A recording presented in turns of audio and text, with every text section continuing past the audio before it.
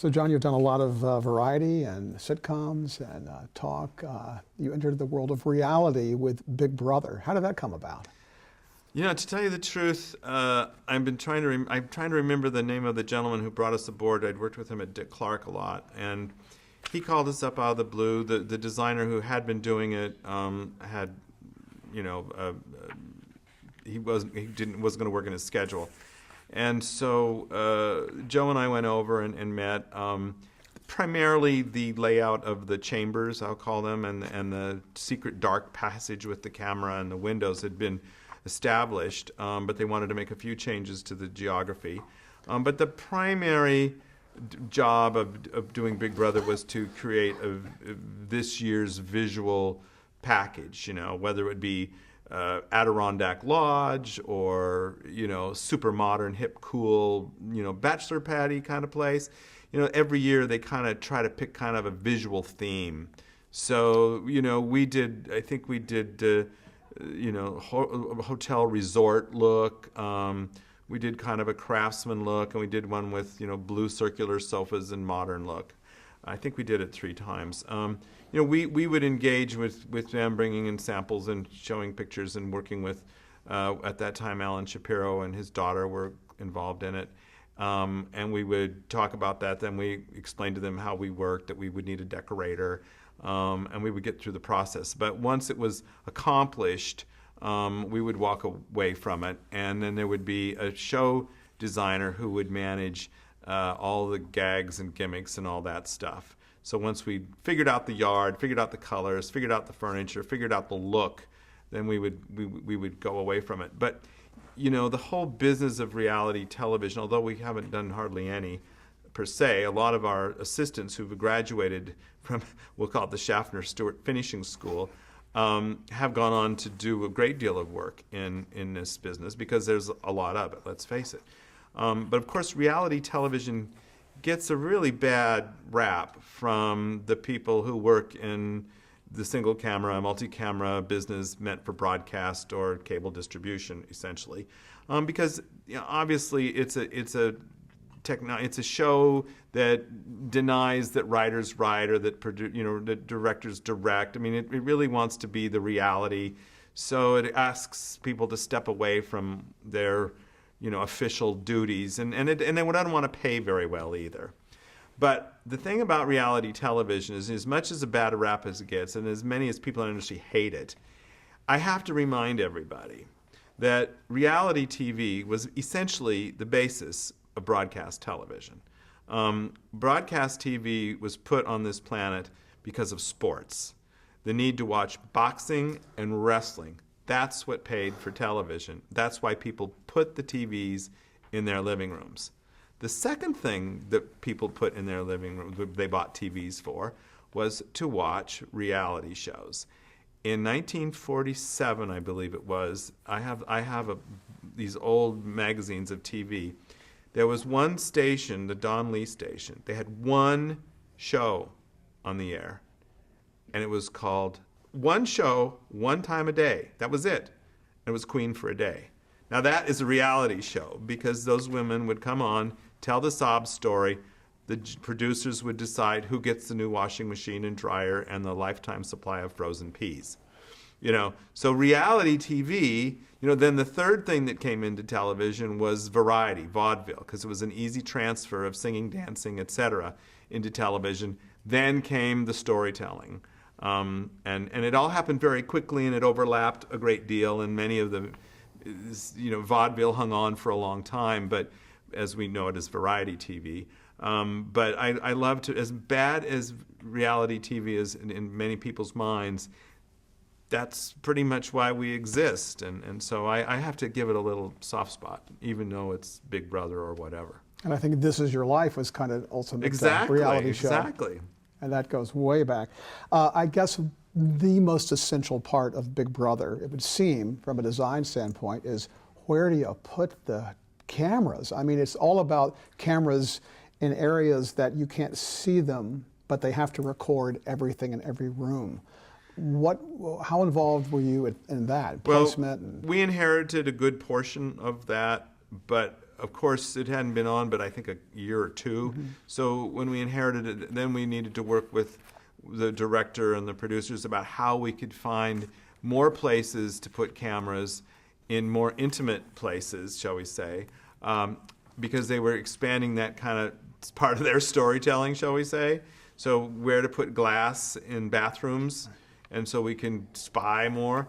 The other thing is it's kind of a maze with rooms with this hallway that kind of goes in and around between the rooms, is how to connect it so that it isn't particularly obvious to the viewer that, oh my God, that room is separated from that room by must be the dark hallway where the camera is.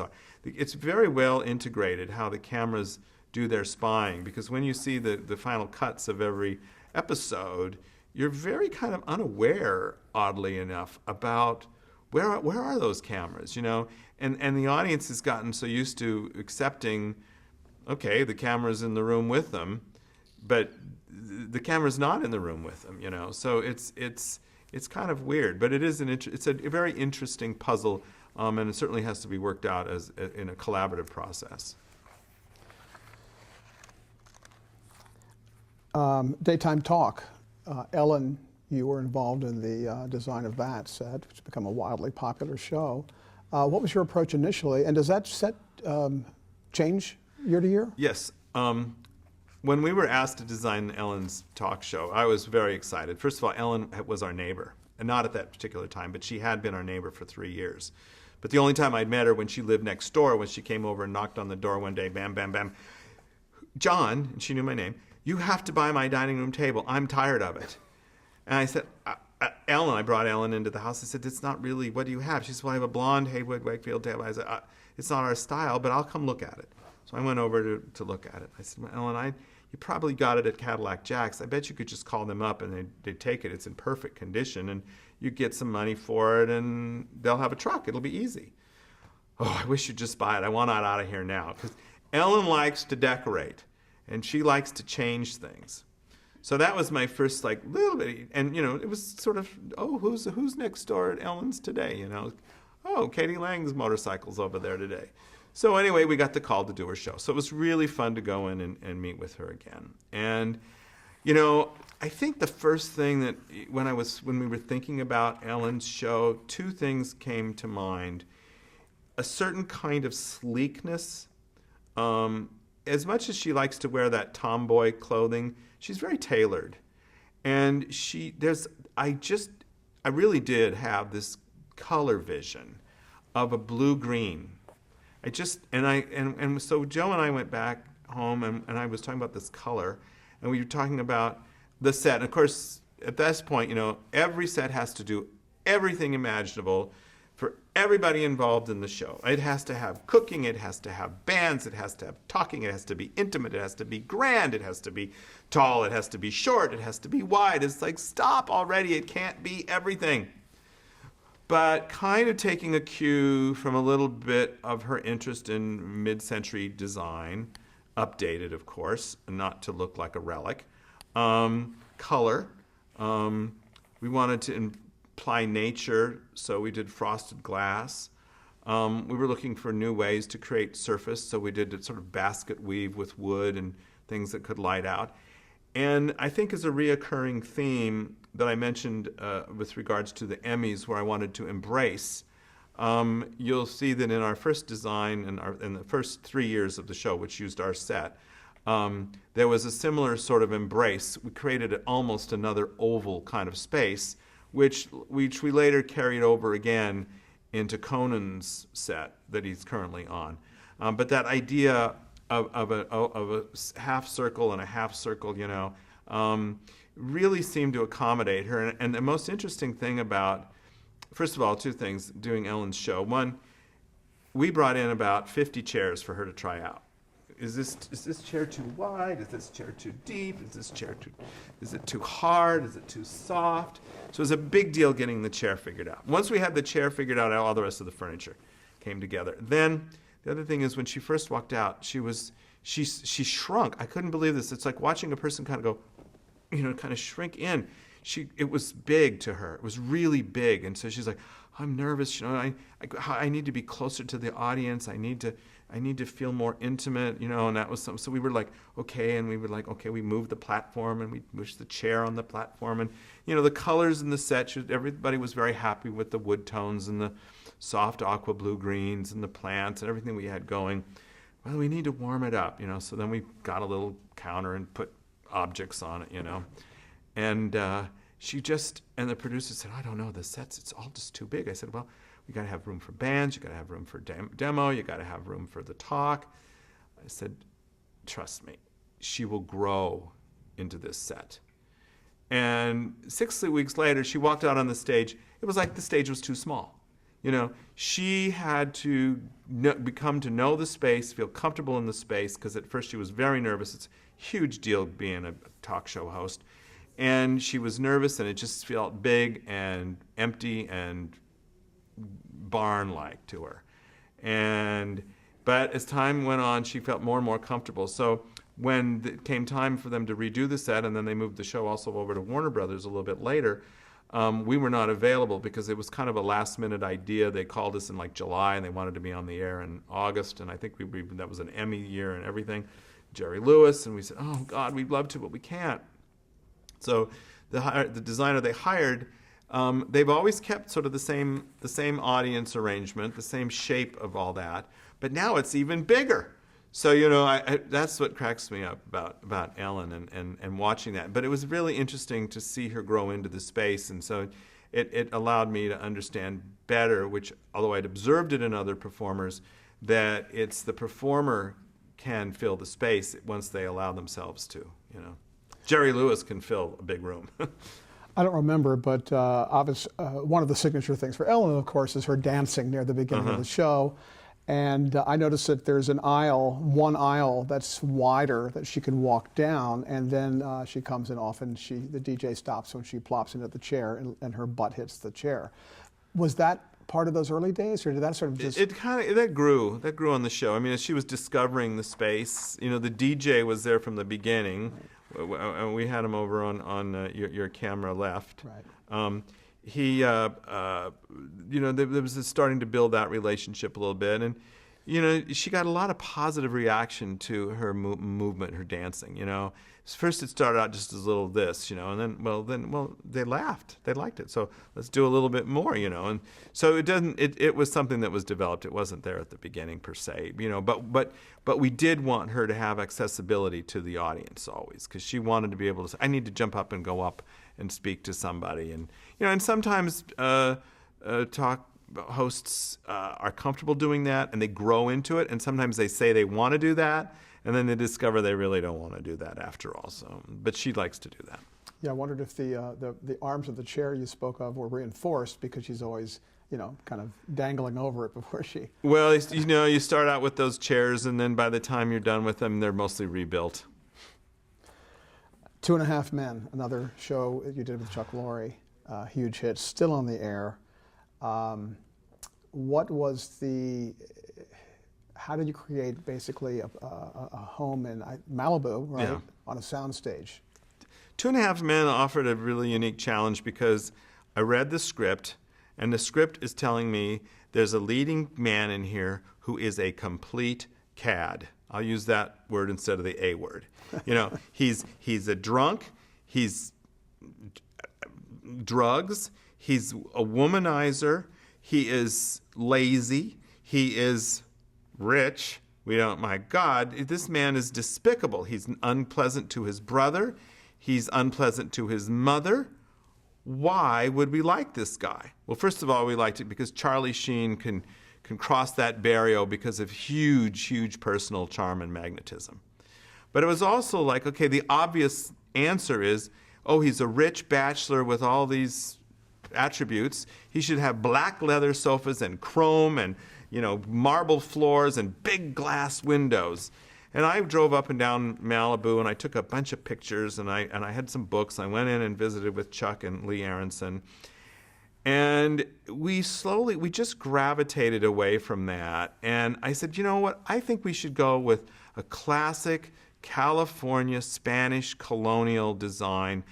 I think that it creates a warmth that we're not going to always see in the character, and we want this home to be comfortable. And Chuck was like, yeah, I want this home to be home.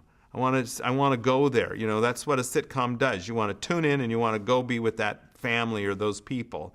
And if it's cold and lifeless, which is, you know, I thought kind of like, well, that's sort of the obvious, but we don't want to do that.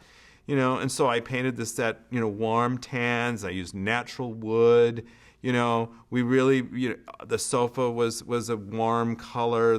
Everything about it was very, very inviting. The tile on the stairs with color in it, the old details from the old house, the vintageness of it, you know, just kind of created a warm and comfortable space. It didn't scare you away from what at first would mean, oh, I don't want nothing to do with this guy.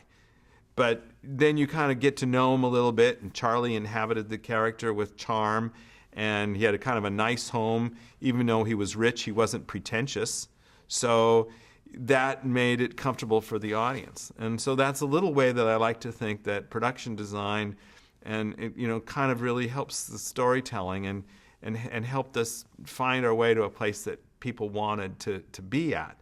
So the years go by, and we see the poor Charlie crack up, but we all loved all of the other characters on the show so much, and I really admire CBS and Nina and everybody, Les Moonves and Peter Roth at Warner Brothers and Chuck, for taking the gamble and saying, let's see if we can. Let's take a chance on keeping the show going. The ratings are huge. The audience loves all the characters. Let's see. And of course, there was a deep, long search. Who could they find? Actually, I think Ashton was kind of a stroke of great luck and genius. He's a charming fellow. Although, you know, it's hard to know if he's really explored this character to its fullest. I mean, we've been through various versions of him and over the 2 years he's been performing in it.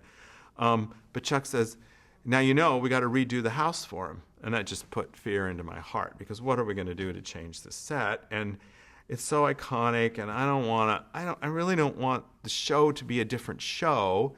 Ashton didn't buy the house and tear it down. So, but Chuck, I'm grateful. I didn't have to bring it up. He said, John, I don't want to tear the house down. I just want a nice remodel. I want to emphasize beach. I wanted to make it more beachy, and show me what you can do. So, you know, in considering that he had lived in this character, Charlie lived in this house for like 8+ years, sooner or later people do redecorate. I was like, my God, you know, stuff we chose 8 years ago was out of fashion today. You know, although I think it was a fairly classic interior, it just seemed time to update. So I was kind of glad about that. So we painted out the wood. I chose a completely different palette with the pale gray walls.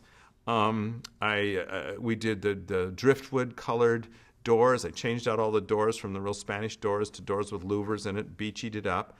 I updated the kitchen. We kept the same cabinets, but changed the wood grain on it. And then I said, let's do this year's trend of, you know, white Carrara marble and, you know, brick tiled backsplash. And we did that in a gray. And then when we were talking about the decoration of it and the interior, you know, furnishings, I pulled out the catalog of the Restoration Hardware, and there's a desk there that's a metal desk that looks like an airplane wing that's been folded. And I worked with the decorator, and I also said, I really think we should have a brown corduroy sofa in here. And I picked out another sofa for the living room, and then the decorator found some things, and we put a little board together. And I took it over to Chuck, and I said, so here's some ideas about the decoration. But let's start. Do you think this desk is something Walden would have? Because I think this would be kind of cool. And Chuck said, perfect. I love it. So then we went down, and once we had that desk, we could kind of then figure out the rest of the decor. But my favorite story about the changeover is that I wanted to make the cool gray color so it really would have a different look than the warm tan color of the previous owner of the house. And so I painted it this gray. I found this gray I really love, smoke ember. And I use Benjamin Moore colors because I get big color chips from them and they have great colors. So I painted it gray. The Friday, everything is decorated.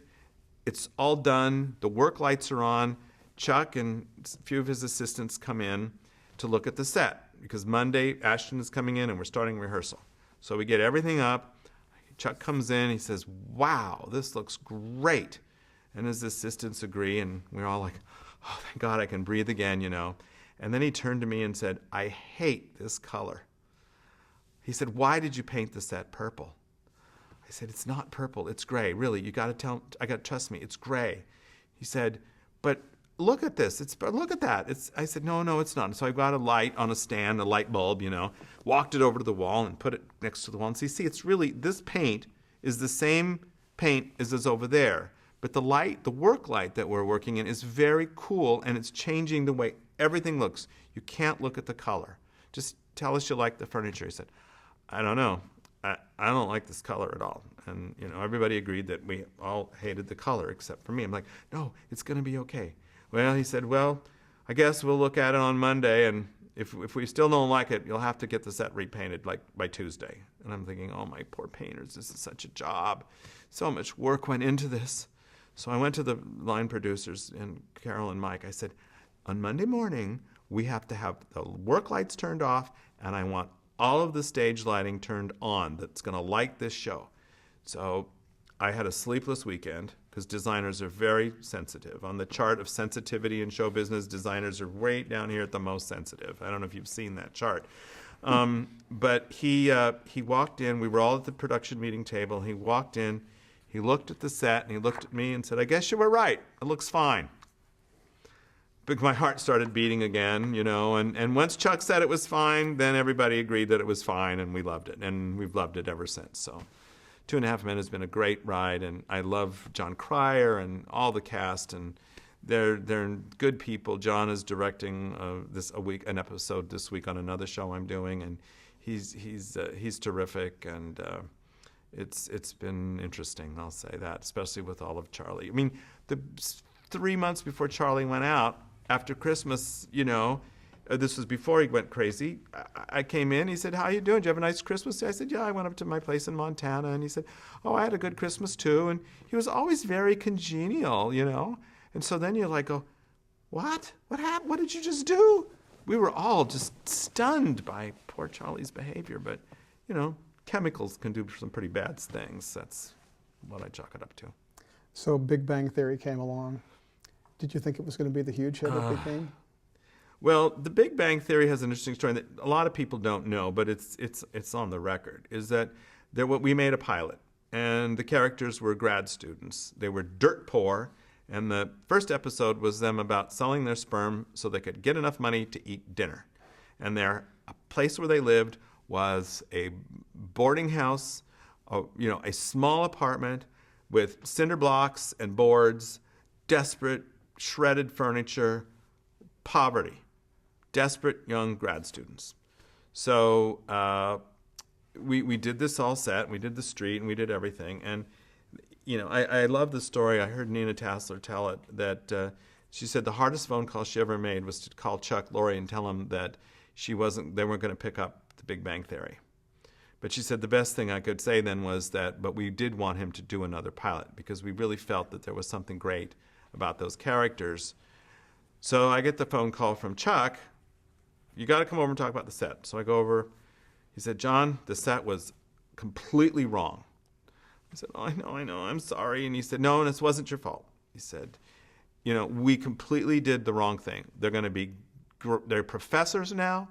I don't want to worry about where they have enough money to live nice. I want this to look like a CBS show. We're over the poverty. You got it? You got it?" I said, "Yeah." So I'd researched old buildings in Pasadena, you know, mixed use, had been maybe an apartment building that had been renovated quite a bit. You know, it's not exactly a loft. It's kind of in between. But I like the big windows with the view of the Pasadena mountains. And I brought back a bunch of pictures and built a model. And Chuck said right up, "Now I want Penny's to be across the hall," because ever since Friends, I've always been afraid to say somebody lives across the hall. So, fine. So then he said, "I want this interstitial bit. They're going to come up the stairs, and we'll shoot them." And, you know, so we figured out this thing, and they had to go up the stairs, and then there was a hallway that came around, and I had this wall, and so I put an elevator in there, you know, and I took it over to Chuck and the team, and they looked at it, and Bill Prady, and they said, why there's an elevator there. We want them to be walking up and down the stairs. I said, it's broken all the time. It's just broken. Can we live with that idea? I need something on this wall besides a picture. And they kind of looked at it and said, oh, okay. So the broken elevator came to stay. And then we had the whole setup on stage, and we're getting ready to shoot the pilot, and it got postponed because of some casting issues for Kaylee's character, Penny. And Chuck came through and he said, I hate that hallway. I want to see the stairs. Can't we cut a hole in the floor? I said, well, I'm not allowed to ask that, but you are, and I'm not even sure if there's any space below, because these are old stages, and the dirt can be this far down, or sometimes it's 10 feet down, because they just built pilings in and put a floor in. It didn't matter if the ground went like this or not back in 1920s and 30s.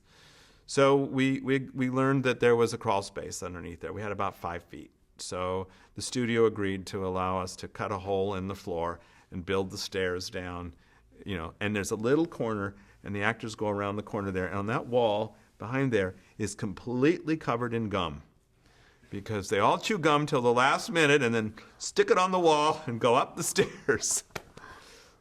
So anyway, that's sort of the Big Bang thing. Decorating it was fun. Ann Shea, who decorated the 2.5 Men pilot and series, came aboard on this one as well, and she's terrific. And it was quirky. The guys they weren't afraid of color. On the other hand, they picked things out for their utilitarian purposes. A comfortable sofa, it just kind of grew into the story about how, Sheldon has his seat on the sofa. A coffee table that's made out of an old piece of iron gear, with the glass top. And one of the things that I liked about that show is we suggested, why don't we put their desks down front like Mary Tyler Moore? Because you don't see that a lot. And sometimes people get afraid of that close to the fourth wall arrangements, But they bought it, and I'm glad, because I love the two desks sitting down front, side by side. You've got Sheldon and Leonard's, and each one has got their own character all over it. I've read that the show has like a science or a scientific advisor in terms of the writing.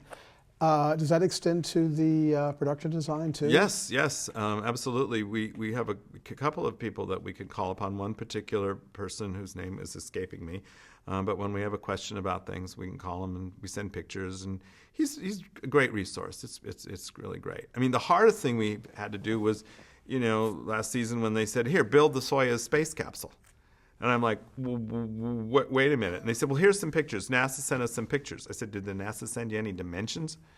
So, no. Well, can we ask them? Well, no, I think we're just going to get these pictures. So I tracked down a Soyuz space capsule in Kansas that this space camp has. And so I called this really nice man and explained the situation. And so he went out and measured it for me and sent me all the measurements, because I needed one measurement to kind of start the drawing, and so once we got it drawn, we knew the shape of it.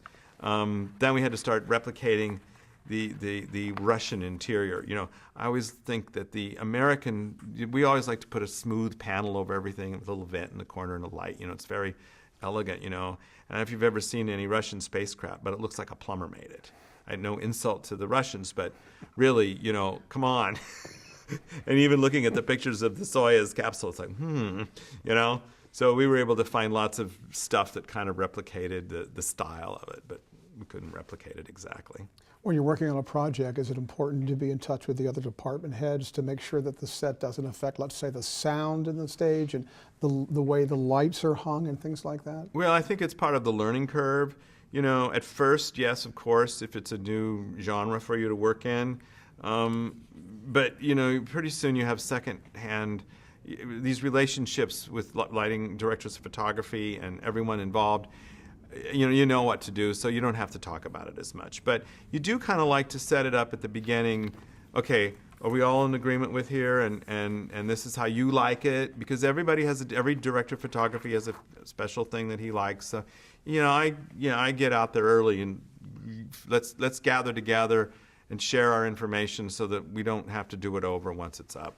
I like it, and I like to communicate and set it up. Conan O'Brien inherited The Tonight Show. We thought maybe forever or decades. It lasted, I think, less than a year. How did you come aboard that? Well, Jeff Ross and our friend Bobby Dickinson were talking, and they said, "Well, what about John and Joe?" Well, I'd worked with Jeff when Conan hosted on the Emmys, so we got a call, and they said, "Just come over and talk." So we went over to Conan's house, and he had just bought this house over in Brentwood. We went down, sat by the pool, and we brought a big bag of books, and I opened up a bunch of books. And I also got out a big piece of paper and put it on the studio drawing. It was kind of transparent paper, our stuff that we draw on. And I said, okay, here's your problem. You got this big square room, and we need to make this your room, and you can't be too big. You're moving out of a little itty-bitty studio, and they've already started building this stage over here that could be big and empty. And I knew Conan really didn't want that lack of intimacy that he was so used to. Although, again, I think he's a personality that has shown he grew into larger spaces, but at first he was really nervous about that. So that's where we really started. And he responded to us, and the next day Jeff called and said, Conan and I really want you to do the sets. So Joe and I worked with him on that. And I mean, with the thing that we brought to the table on The Tonight Show, and which Conan was, he really, really respected the brand of The Tonight Show. He's just, it was he grew up, The Tonight Show was the pinnacle of all. And, he was so happy to be doing it. And it meant a great deal to him. And he really wanted, I said, well, let's go with the plan from the old Tonight Show. I said, you've always been sitting on this, on this side of the stage. You're the camera looking at me. Can we move you to the Johnny Carson side? I said, it's going to be a different side of your face. It's a different side, but you're going to have a resonance with The Tonight Show because you want you don't want to go nostalgia, but you want that. You want Hollywood. And I said, and we could play very lightly with some of the Art Deco Hollywood history, And so we had painted a little mural, and we did some, and then we found contemporary ways to reinterpret a version of Deco that would be modern but somewhat reflective of that. And so we set it all up. He came over to the stage, and we had cardboard laid out on the ground, and we had a little fake desk set up for him and got a chair for him to sit in. And he looked, because the audience had already been built, and so it was a big day when he decided that it would be all right for him to sit on that side of the stage as opposed to the other side of the stage. And from then on, it was a joyous project. You cannot work with a greater, kinder man. He and his team and Jeff Ross they're just the greatest people. I mean, they're just great people. And of course, everybody gets nervous. But we really felt it was coming, and I really do think NBC just got nervous too quickly and didn't. We had several conversations with Conan. First thing I said to him was, Conan, how is this show going to be different from your other show? Well, he says, it's a Tonight Show. I said, I know, but are you going to do? What are you keeping? What are you carrying with you? We want to know what you transition. And he said, I really want to grow into being a different. I'm going to do more of the Tonight Show than what I did. I want to be more broader. I'm going to be a little more less personal humor. I'm going to work that direction. So it was really sad when NBC canceled it, and I think it was a rush to judgment. It was tough on Conan, but he's really smart, and he wanted to live a good life still, and so he accepted it, and he moved on, and he did his tour. And when he came back, then Jeff called, and they said, we're going to do a show. We want you guys to design it. I said, great. He said, here's the thing. He has loved touring, and he loves that audience. So everything is about the audience. So again, I reflected on an embrace. So I got out a piece of paper and drew a big oval and some more ovals, and sort of the oval became kind of the subtext. There's the oval grills, and there's a lot of ovalness in there. But the audience kind of surrounds him a little bit more. He has his mark. And the thing about him in the theater is that he was aware that the theater comes up and there's a ceiling. And in a soundstage, most of the time, there's walls around it, and then there's this big black grid of lights. So I was thinking that what we needed to do was give him a sense of having a ceiling. So we created a soffit line around it. So when you stood where he did, his peripheral vision kind of stops at the top of this soffit line. So it gives him a real sense of, when he looks out, of being in a room. You lose the sense of being in a studio, which we never got away. We could never get past it at the Tonight Show and the studio that was built there. But at Warner Brothers in this stage, it really worked out that we could create that one space for him. And that's where I said, I think we need to move you more to the center now, because this is back to being more about you and a little bit less about the acts. So I said, let's put the band on the other side of you, move you more towards the center, and put the performance area over to your left. So there's band, him, and the performance area. And then his platform is actually on wheels. So when he's doing his material, it can come forward a little bit. And then at other times in the show, when we need more floor space for the acts or something, it can retreat a little bit. So it was great. The only trick to that, and this is so bizarre that they trusted us. I came in with a color scheme that was completely different. His show had been blue, and we carried the blue theme through on the Tonight Show. And among other things, I said, I think we want to change your color scheme. And I pulled out all these samples of red and rust and orange. And he physically, I think, kind of, and everybody looked at me, and he's like, I said, I know, Conan, you have red hair, your skin is red, this looks like you'll disappear in front of this. But I think if we can create your space where you talk and where you sit, so you have your blue, but when you look out at this room, instead of being blue, it's now going to be red and rusty. It's going to be a warm color. It's going to be a different environment for you to look into. And I think you might enjoy it. And I got a really panicky phone call from Jeff Ross just before we were finally finishing the set. He said, I'm so concerned about this red. It's too dark. I'm just so concerned about it. I said, well, let's see it with the lights, because I think you're going to be surprised that it's going to be warm. You're going to like it. And sure enough, they liked it. So one last question about Conan, the show on TBS.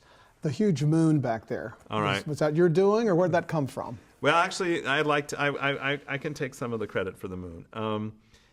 When he left the Tonight Show, NBC owned everything that he had created while he worked at NBC. So he had to start over with everything. And one of his little trademarks had been the moon on his music stands. And I said to Jeff and him, I said, okay, so I understand that you can't transition anything that you created on NBC. But let's be honest, NBC does not own the moon. So let's do a moon. And so they said, yeah, that'd be cool. Because I said, I think we can put the moon in the music stands again. They don't own the moon. I mean, come on. So we finished the model, and I was looking at it, and I said to my assistant, let's cut out some moons. So we cut out a moon and a moon and a moon in scale, and I hung the big moon in there, and I went, I love this. This really says the moon. I love it. So we took it in, and it was sort of, we showed all the model, and then I said, well, what do you think about this? And I put the moon in, And he really responded to it. He loved it. So then time goes by, and the set's all getting built, and we're at the point where the moon is halfway built, and Jeff calls, I'm really worried about this moon. Could you have some different sizes, cutouts, so we can hold them up? Because Conan had been on tour again and was coming in the next day. I said, sure. So we got cardboard out, and somebody cut them into circles. And so we went over to the stage, and Conan met us. And I said, okay, we're here to talk about the size of the moon. So everyone is now here's the moon that we kind of had in the model. We held up this big moon. And then we've been thinking, but maybe that's too much. Here's a middle-sized moon, and here's a smaller moon. And he's like, no, I want the big moon. And I thought that was really gutsy. And then he said, well, can it go up and down? It can go from side to side, and can I control it? And I was like, yes. And then I looked over at the money folks and said, yes. And they said, yes. And so the moon goes up and down and side to side. And it was a great way for him to play with his set. Certainly in the first season, he played with it a lot. Now he plays with it a little bit less. It hasn't gone away. It's part of him, but it doesn't. It's no longer. He doesn't need it. But it was a great icebreaker for him to move into his new set with that toy. Let's talk about your involvement with the Television Academy. You were a governor before you became chairman. Why did you want to get involved in the TV Academy? Involvement in the TV Academy came about because of my lack of a sense of community in Los Angeles. We're so spread out. If you're not from here, which basically most people are, you ask someone, are you a native Californian? And they'll, well, no, I moved from such and such. And of course your neighborhood becomes a community. Your friends, maybe people who you went to college with have moved out here, you have some community. But the community of people who you work with is kind of based on the show that you're working on. And it just seemed like I love all my multi-shows and I all love my multi-communities, but I just felt it would be nice to be involved in a bigger community. So I let it be known to the governors at the time that I would be happy to volunteer on the peer group executive committees. And Romaine Johnston and Brian Bartholomew and others were very appreciative and supportive. But then I had the audacity to run for governor against Romaine. And however, I don't think of these things as being scary political. I said, well, I'm just throwing my hat in the ring. Listen, you've done it. You run against me. I lost. Was I upset? No. I said, how else is anybody going to know that I'm out there unless you put your name in the... I didn't politic. I didn't make phone calls. I didn't turn it into a nightmare for anybody. I just ran. And then Romaine died. And actually, Romaine was a fellow alum from Carnegie Mellon in Pittsburgh. And at that time, then it was sort of like the first runner-up got to be the governor. So they didn't have to do another election. And so I became governor, and I inherited, I think, about a year and some months under his. And that was during Richard Frank's duties as chairman and maybe some of Leo. But then I ran on my own and served 2 years as governor. Then I ran again and served 2 more years. I think my greatest accomplishment in that time was the 50th anniversary of the Academy. And Conrad Bachman and others, I think Brian Bartholomew, and I cannot think of the other nice man who had also been a governor and the art directors, were put on a committee to celebrate. And one of the things they came to us about was, could we do a museum gallery show of art direction over the years. So I really pushed hard, and along with Brian and the rest, we mounted this huge exhibit down at the LA County Library, and it was wildly successful. And I just really, all the time I served as governor, I really enjoyed the people. I enjoyed being in a room full of fellow practitioners, but not working for them, over them, above them, beside them. We're just together.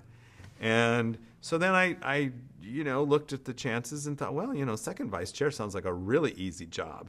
So I ran for second vice chair and was elected for that. And second vice chair was a pretty easy job. You kind of show up but you observe. That's what second vice chair is, observe. Because in any good institution, I think, especially like this, there's no reason for it to be political, although it gets political. It should be, there should be a transitional approach to how you bring leadership in, because there's so much you have to know about it. So once I finished my 2 years as second vice chair, I thought, well, I'll run for vice chair. I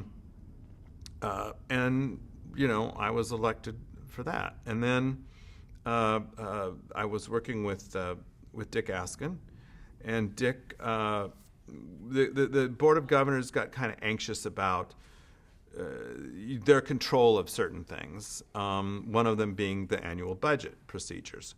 Because in the past it had been primarily created by the treasurer and the chief financial officer, and with some input from the chairman. And then it would be presented to the board, and the board would have to vote for it. And the board didn't have much opportunity to talk about it. So the board decided they objected to that procedure, and they wanted to put in place a committee that would review the budget and work with the chief financial officer, et cetera, to build the budget. So the budget review came into existence. And so Dick, knowing that I had been on the board for a while, showed interest, said, do you mind, would you chair this, Well, that certainly was really teaching me how the sausage is made in the factory. I think at Dick at first, people are kind of a little unsure, insecure about, okay, let's see, John, he's a production designer. Now, what does they do exactly? I know they do sets. Well, he doesn't have any kids. He's gay. But Dick, thank him very much for giving me the opportunity to do this. And, I'm good at numbers. I've done thousands of budgets from small to millions on shows. So I didn't come from you'd think he would have appointed someone who had been a UPM or a line producer who did this, but no.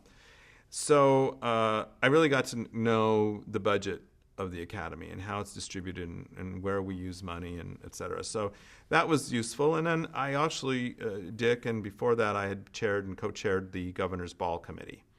And that was fun. I designed some Emmys. So it came apparent to me that I was in line, and it was appropriate for me to run for chairman. And fortunately, the rest of the Board of Governors felt likewise, and so I was elected on a white ballot, which means no one ran against me. So that was lovely. Being the chairman of the Television Academy is a great deal, again, about collaboration and negotiation, which fortunately I think those are skills that good production designers have. But I think my number one goal when I was chairman was to personalize the Academy. That we aren't an academy over there in a building.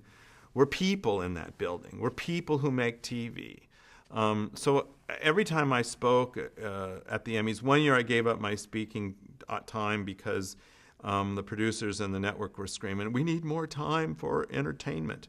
So I said, well, you can have my minute and whatever seconds. And I realized afterwards it was a mistake because it's nice to have a face. And I had to go out there and sell, the Academy for about the being people. And that's my main focus is it's about us. It's the people who make television. And, and the Emmys are the annual campfire that the people who make television come and sit around and talk about the year that we just had together, and that's what it should be about, So that was my primary goal as chairman, was to personalize it, and so I would speak when I did do my Emmy speeches. That's what I would talk about. That the Academy was people and coming together and community and sharing stories. And I've always felt that the Television Academy still has an unfulfilled a promise to become a forum for discussion. And I wanted very much to get a forum going that would allow people to come in and talk about their work, and we'd get 4 or 5 sound editors together and we just talk about it and we record it and put it online. Because ultimately, when you create a website, you're creating a cable channel and you have to find content for it. And okay, so not 1 million people are going to tune in to this cable channel or this episode of This Week, It's the Sound Editors Forum. I think it's still those people who are interested would have an opportunity to share stories and share things. So, I love doing that. And I love the Board of Governors. There's always a couple of cranky pants in there that you have to deal with. But overall, it was a very remarkable experience. There were some really hard things, and this is the part that I'm not so sure we want to publicize. One of them was when I ran for my second term. Suddenly I had someone running against me named Brian Seth Hurst. And first of all, he had warned me he would let me know if he had decided to run. And I said, well, obviously I hope you don't decide to run, because then we'll have to go through a campaign. And I don't think there's any, why don't you do 1 more year, 2 more years in either second or vice, because I think he was second vice chair. And I said, then it would be appropriate for you to move up. And then if you want to run, that would be appropriate. That's how these things, that's how my faith is. So, but he called me, I'm going to run. So I was like kind of annoyed. And then he turned it into a serious campaign phone calls, letters, emails, getting people to support him. And I'm like going, wait a minute, when did this turn into running for a government office? I'm not getting paid. I have a full-time job. This is insane. So, I went home for Christmas and had a very miserable, we went to our home in Montana, and I was pretty unhappy for 2 weeks because people were calling, you've got to call more people. You've got to write a letter. You've got to do this. You've got to do that. I'm like, I don't have to do anything, but I will give it a gentlemanly approach, and we'll see what happens. Well, the election came about, and it was this tie and all that disaster. Actually, that happened before Christmas, so we knew we were going to do the election again. Well, over Christmas, it was brought to my attention by someone else that Brian is a online. What does he do? He is a seer. He's a fortune teller. He's an occultist. That you could go online and send money to Brian and send a question, and he will think about you and tell you your personal answer. And you pay by the question, or you pay by the time, or you could have a personal session where he would do his whatever, Well, I personally found that so bizarre, but how do I start calling people and saying, do you know that Brian is like an online, psychic? I'm sorry, that to me, it was like, that has nothing to do with the TV Academy, and it tarnishes the image. It's horrifying. So fortunately, when they ran the election again, I did win.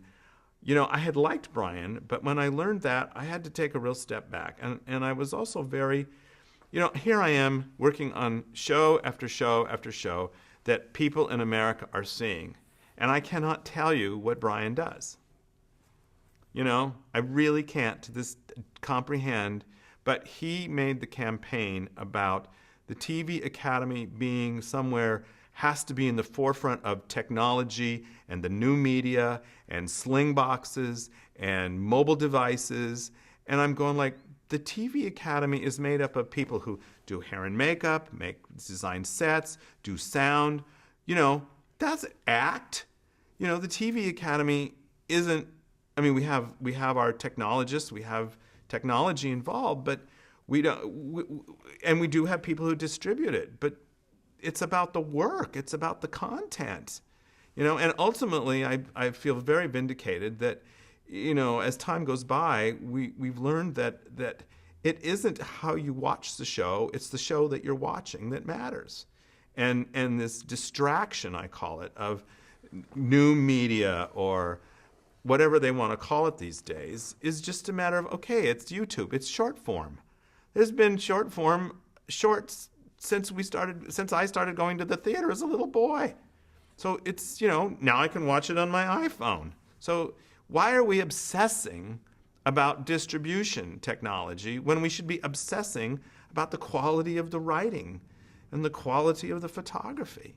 So that, as you can see, I become very, very crazed about this because, there is a great push to make it about, and I will tell you, I get it. I read this amazing article about the gadget, and the TV is a gadget, and the iPhone is a gadget, and these are gadgets, and the gadgets drive the hunger for the content, and my favorite thing about television, somebody said, what does television make? I said, well, actually, what television, broadcast TV, what it makes is an audience to watch a commercial. So the product of television is eyeballs delivered to a commercial. And that's why broadcast TV is so different from subscription television. When you buy a ticket to watch HBO or Showtime, you're paying money to see their product. They collect the money, they have huge piles of it, and they creatively spend it. And they do a great job creating it.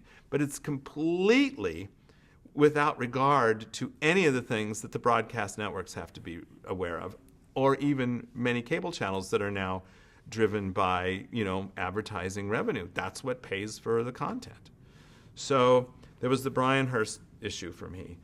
This one issue that was, there's just two more things, and I know we're kind of, one of the most difficult times for me was when Mr. Barnett was producing the Emmys for Fox.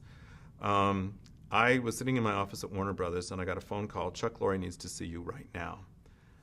Okay, what could this be about? So I go over to Chuck's office right then, because it was very clear to me that it was right now.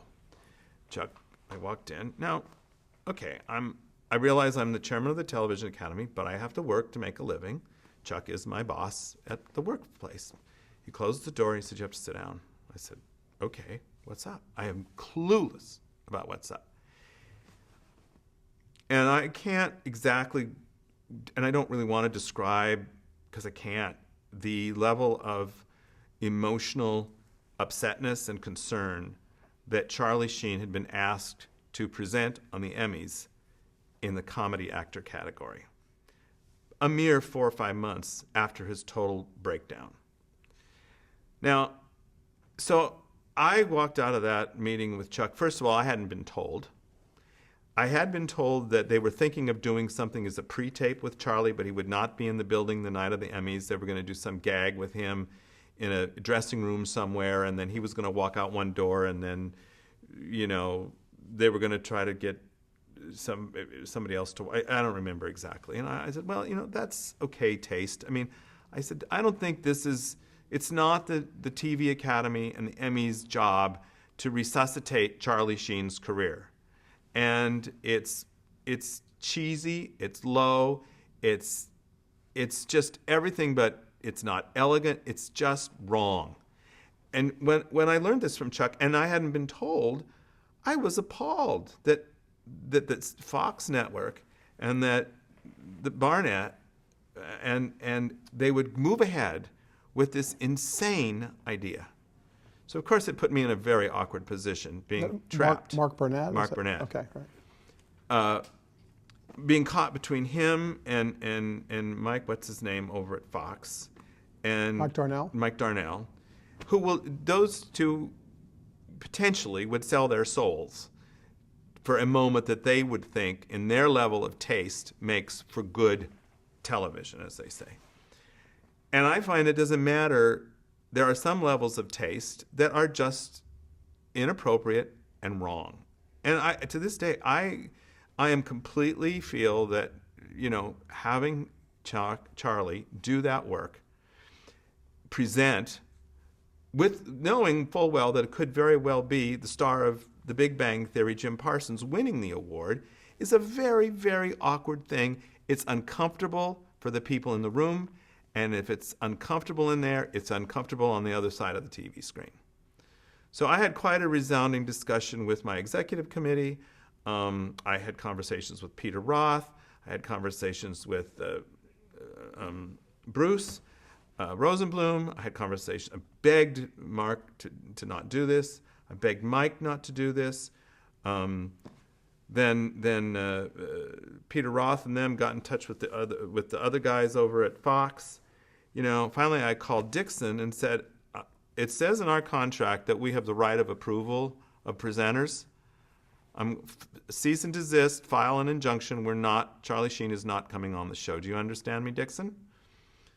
Dixon said, John, you have to think about this. I said, I have thought about it. I'm sick over this. I'm sick because this is not appropriate for the American audience. This is wrong for the TV Academy. This is the wrong message. This is tasteless. It's a desperate attempt to try to find some sort of moment that is icky. Dixon was kind of taken aback. Everybody was taken aback by my passionateness on this. And as you can see, I still get kind of riled up. So anyway, Dixon called me back and he said, John, you can't sue Fox. We can't do it. You just can't. This will make more news than you want to deal with. You don't want to deal with this, and everyone will accuse you of doing this because of Chuck Lorre. I said, Dixon, you know that's not true. It's how I found out about it, and I think it's wrong. And I happen to agree with Chuck. If I didn't agree with Chuck, I would definitely be on the side of the Academy, and he would respect that. But this is wrong. So then I had to go back and tell Chuck that we lost. And of course, you know, he accepted it, but it was very difficult. And I think for the academy to put people who are successful leaders in our business into that kind of place is just plain wrong. So anyway, we lived through that. So the last thing I want to talk about, if you Which have any time we'll left. do on the next tape.